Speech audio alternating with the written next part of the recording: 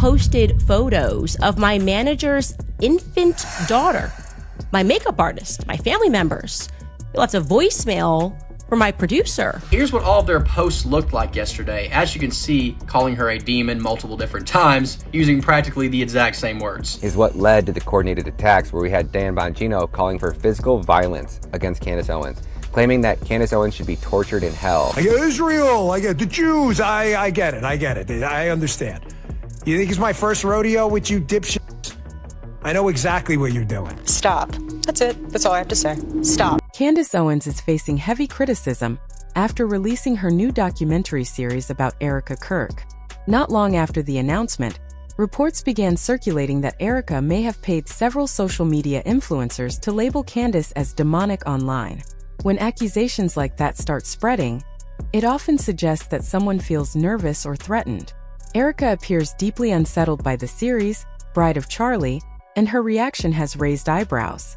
If the claims in the documentary are truly false, many people are wondering why there would be such an organized effort to damage Candace's reputation before anyone even watched it. It leaves one big question. What is Erika worried might come to light?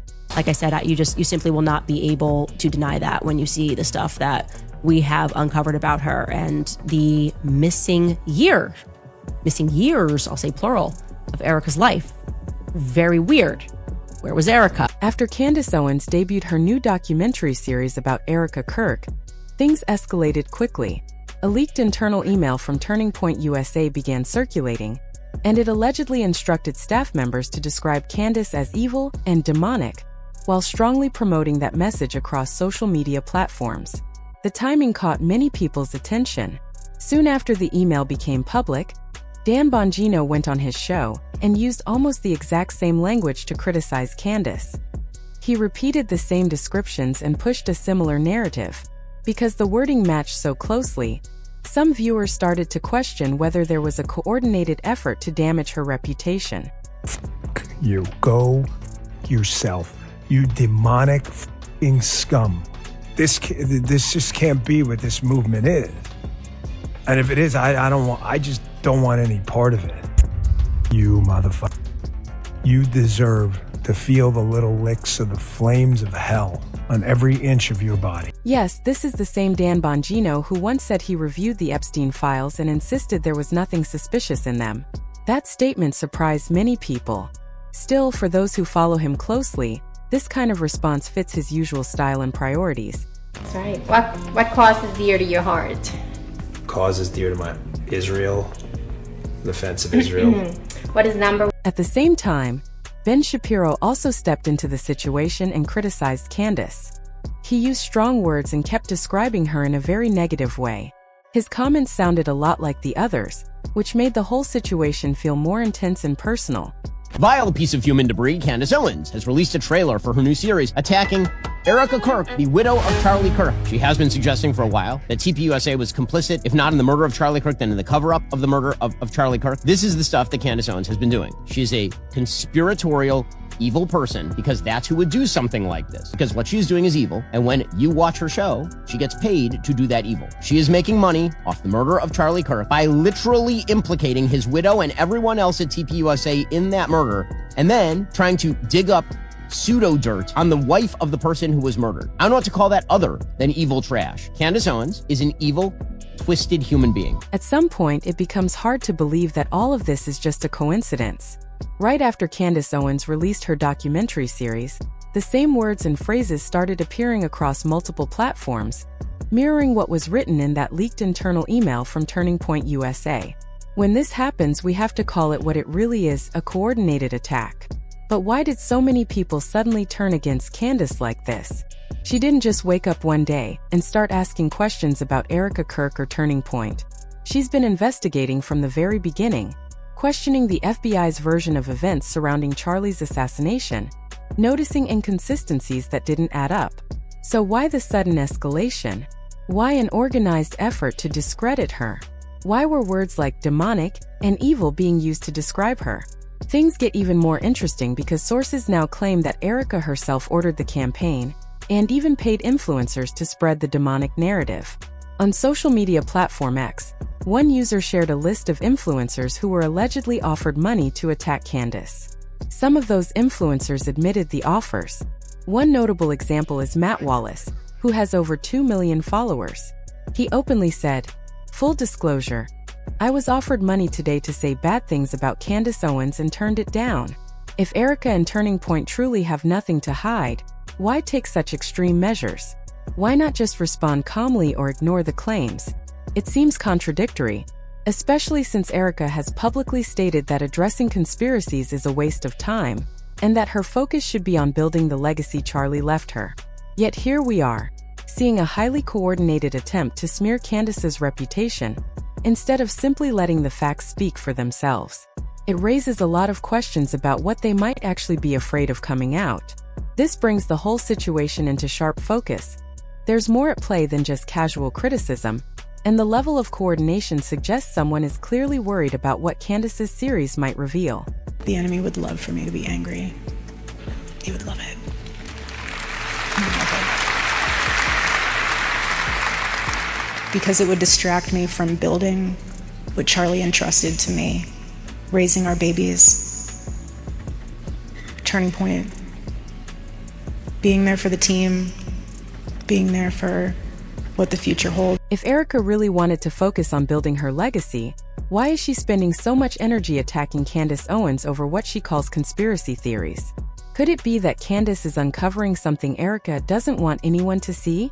The answer may lie in the overwhelming success of The Bride of Charlie. In just 2 days, the series racked up 7.3 million views. The first episode alone pulled nearly 5 million. The second already surpassed 2 million, and the third continues to climb.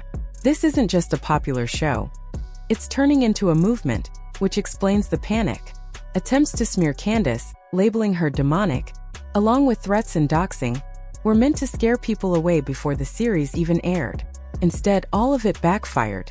The attention only drove more viewers straight to the episodes, boosting Candace's reach and amplifying her message. The stakes are no longer just about viewership, they're about controlling the story.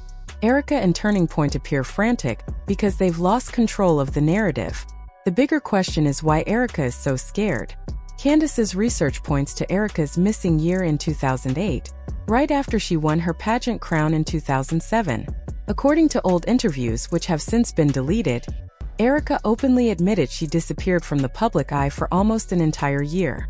That gap raises questions Candace is now exploring, and it could be something Erika would rather remain hidden.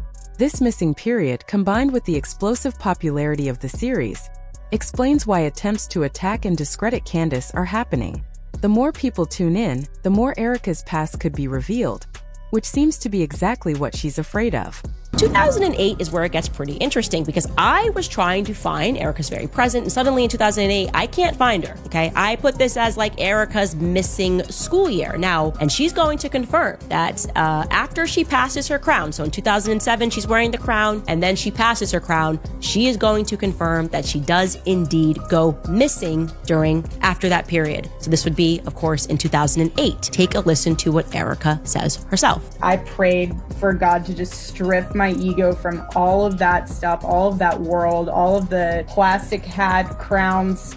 So I locked myself in my room, basically turned into a hermit for about a good 8 months. The only person I would see outside of my family was my pastor's wife. Candace pointed out that Erika was still attending college during that time.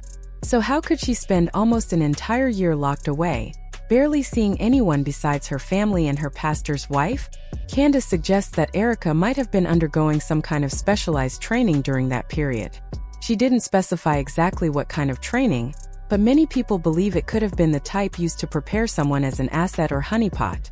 This idea gains weight considering Erika's mother, Lori, has strong connections to the military and intelligence community, which raises even more questions about that missing year. Alright, so Lori, she runs a few companies like E3 Tech, AZ Tech, and G Tech. And on their websites, they describe projects in border protection, semiconductors, disaster prediction, dual fuel vehicle technology, even NASA Mars experiments. And remember, Raytheon partnered with Israel's Rafael to build the Iron Dome missile defense system. At the very core of that technology are advanced semiconductors, the same kind of tech Lori's companies claim to work with, and they were contracted with them. And I want to be very clear that she does not have any contracts with Rafael, but she has had contracts with Raytheon. And here's where I feel like everything comes full circle, because in 2025, Donald Trump himself pushed for building what he called a gold dome over America, modeled directly after Israel's Iron Dome. That's from his own speeches and the White House site. What's also surprising is that soon after Erika reappeared following her year of hiding, she started the Romanian Angels Initiative in collaboration with the U.S. Army and Marine Corps. This program has drawn a lot of attention because many questionable things reportedly happened where the charity was active. In fact, in one of her videos about the initiative, Erika even publicly thanked a U.S. Army colonel who had been accused of serious misconduct. The timing and the connections raise a lot of questions, making people wonder what exactly was going on behind the scenes during that period and how involved Erika really was.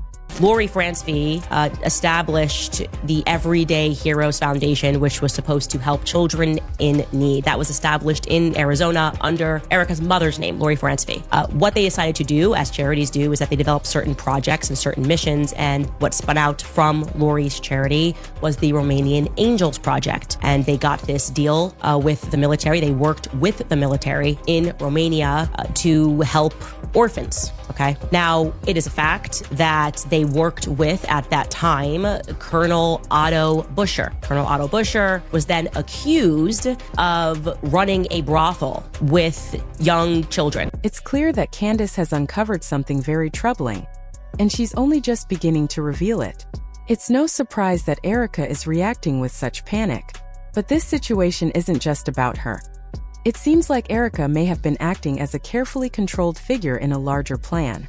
The real issue goes much deeper. Turning Point USA is a nonprofit organization that collects hundreds of millions of dollars in donations, yet it pays no federal income tax. How that money is actually used remains largely unknown. Even Charlie wanted a full financial audit because he suspected something was wrong. If Candace continues her investigation, it could expose much more than Erika. There's a lot at stake, and with so much money involved, powerful interests are likely watching closely, which explains why the attacks and attempts to discredit her have been so intense. The deeper Candace digs, the more she threatens to uncover hidden truths.